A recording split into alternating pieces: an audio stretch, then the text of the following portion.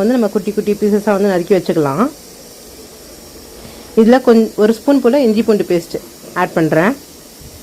அப்புறம் அரை ஸ்பூன் போல் மிளகாத்தூள் ஆட் பண்ணுறேன். அப்புறம் தேவையான அளவு உப்பு ஆட் பண்ணிக்கலாம்.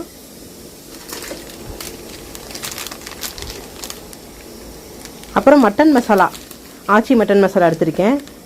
இது வந்து ஒரு ஸ்பூன் போல் ஆட் பண்ணிக்கலாம்.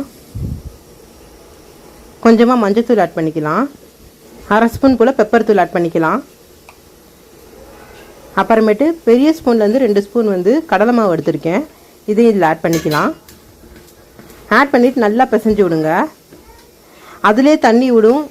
கொஞ்சம் கொஞ்சமாக பிசைஞ்சு கரெக்டாக இருக்கும். பாருங்கள், கரெக்டான கன்சிஸ்டன்சியில் இருக்குது. இது நல்லா ஒரு அரை மணி நேரம் ஊறட்டும்.